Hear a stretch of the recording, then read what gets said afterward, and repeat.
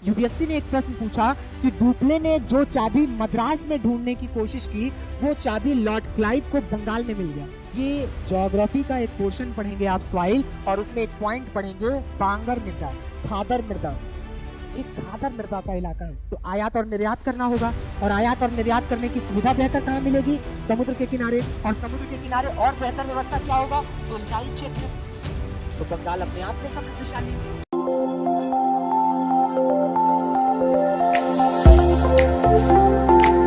स्वागत है आप सभी का एग्जाम 30 के प्लेटफॉर्म पे। वीडियो एग्जामिनेशन जून लास्ट में होने वाला है, उसके तहत मॉक टेस्ट की सीरीज चल रही है, और उस मॉक टेस्ट की सीरीज का आज मॉक टेस्ट 3 है। और लगातार हम हिस्ट्री, ज्योग्राफी, पॉलिटी और अदर जीएस के पोर्शन पे मॉक टेस्ट लेकर के आपके सामने आ रहे हैं। उसी के तहत आज वापस से हिस्ट्री के कुछ प्रश्न यहाँ पे हैं। पेपर में आप देखेंगे कि लगभग 5 से 6 क्वेश्चन यहां से आपको जरूर देखने को मिल सकता है, तो बहुत ध्यान पूर्वक इस सेशन को देखिएगा और कॉपी पेन लेकर के बैठें, ताकि उन प्रश्नों को जिनको आप नहीं हल कर पाएंगे या जवाब नहीं दे पाएंगे उसको तुरंत नोट करें, उसकी स्वतः जांच करें कि कहां पे आपको दिक्कत आ रही है। ऑप्शंस के आधार पे भी हम कई सारे प्रश्न को हल कर सकते हैं।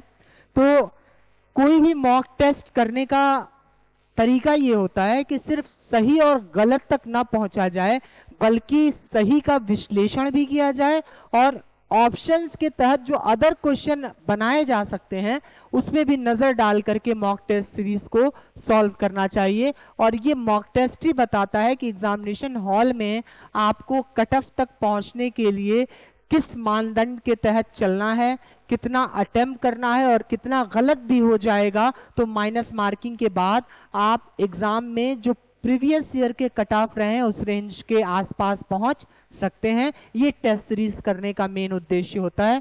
तो आइए आज का मॉक टेस्ट स्टार्ट करते हैं। पहला प्रश्न है, भारत में पुलिस सेवा का जनक किसे माना जाता है? Option A Lord Dalhousie, Lord Wellesley, Lord Cornwallis, Lord Curzon. किसे माना जाता है? तो लॉर्ड कॉर्नवालिस को पुलिस सेवा का जनक माना जाता है। लॉर्ड कॉर्नवालिस 1793 में कॉर्नवालिस कोड लेकर के आए थे, जो कि बेहतर कानूनी प्रक्रिया से संबंधित था। लॉर्ड डलहौजी हड़प की नीति लाने वाला, भारत में पहली रेल व्यवस्था और तार व्यवस्था शुरू करने वाला, सहायक संधि लाने वाले लॉर्ड वेलेस्ली, जिसके तहत हैदराबाद ने सर्वप्रथम क्या किया था? सहायक संधि पे साइन किया था। और कोलैप्स, सबसे पहले किसको कोलैप्स किया गया था? सतारा को। ठीक है। लॉर्ड कर्जन, जिन्होंने बंगाल का विभाजन किया, विश्वविद्यालय अधिनियम लेकर के आए, मुस्लिम लीग की स्थापना भी इनके शासनकाल में हुई थी।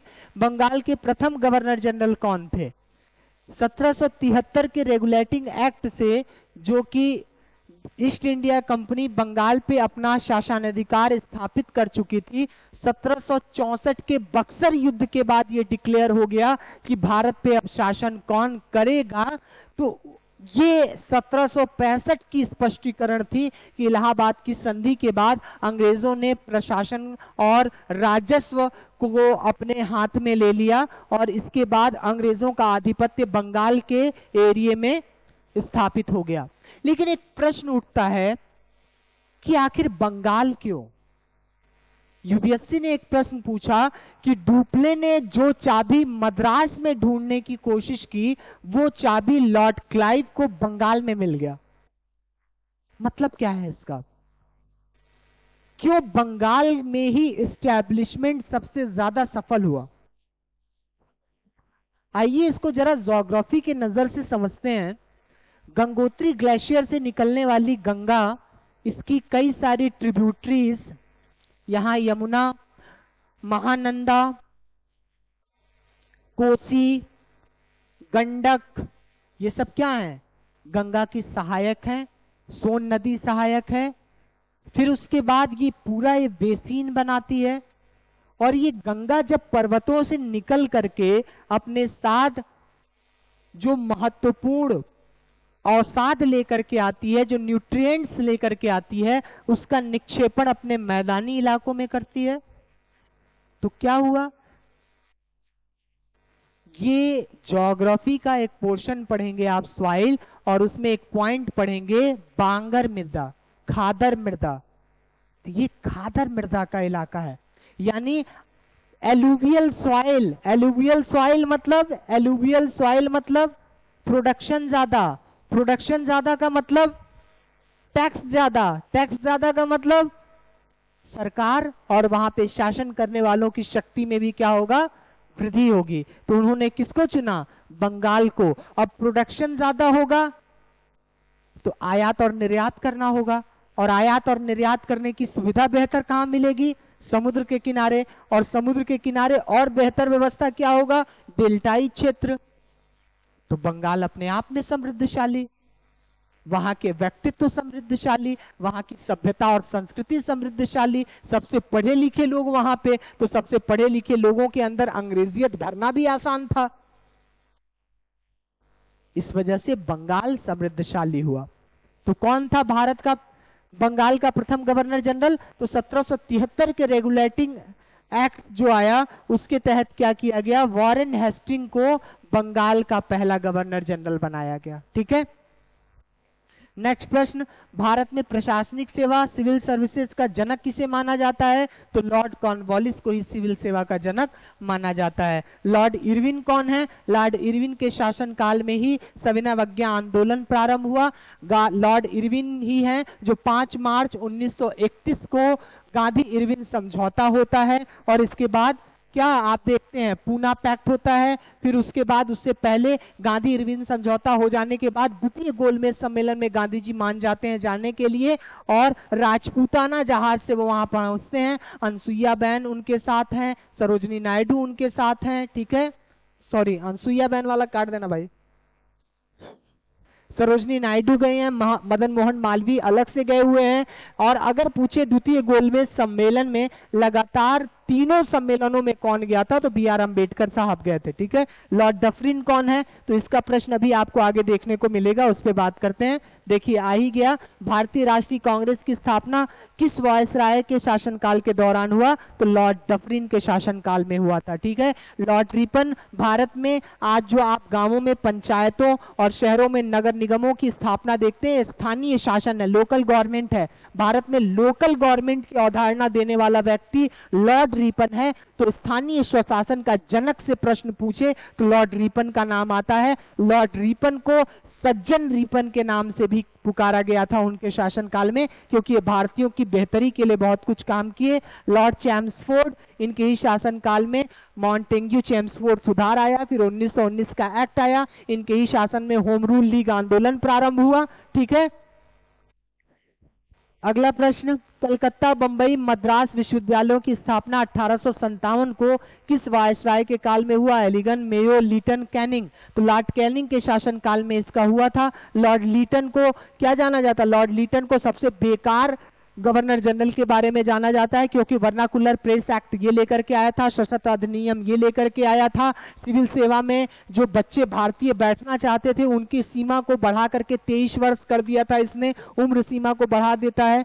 इस सब चीजों को समाप्त किया था लॉर्ड रिपन ने। लॉर्ड मेयो कलकत्ता अजमेर में एक कॉलेज की स्थापना किया था, आज भी लॉर्ड मेयो कॉलेज वहां पे उपलब्ध है। कृषि विभाग की स्थापना की थी, राजस्व हस्तांतरण की व्यवस्था लॉर्ड मेयो के शासनकाल में हुई है।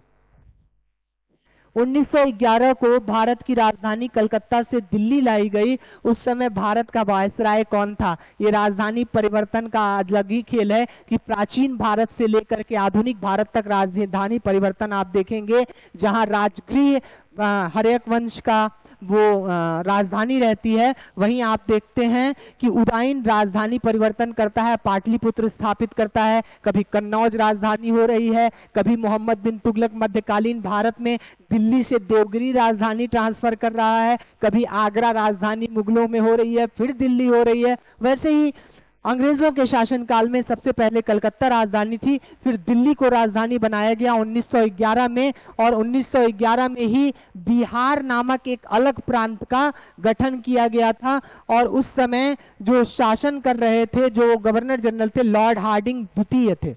ठीक है, तो इनके ही शासनकाल में दिल्ली दरबार का गठन हुआ था और राजधानी परिवर्तन की घोषणा की गई थी। जेम्स एंड्रू रामसे, ये किसका फुल नेम है? वो कौन सा गवर्नर जनरल था जिसका नाम जेम्स एंड्रू रामसे था? तो वो थे लॉर्ड डलहौजी। लॉर्ड डलहौजी का ही नाम था जेम्स एंड्रू रामसे। नेक्स्ट प्रश्न है 1802 की बेसिन की संधि पर हस्ताक्षर किसके बीच हुआ था? तो ये इस ऑप्शन हो जाएगा बी सही, अंग्रेज और बाजीराव सेकंड के दरमियान हुआ था और इसके बाद पश्चिमी मराठा इलाकों पर अंग्रेजों का आधिपत्य हो गया था। अगला प्रश्न है निम्न में से किसने कालिदास की प्रसिद्ध रचना अभिज्ञान शाकुंतलम का अंग्रेजी में अनुवाद किया?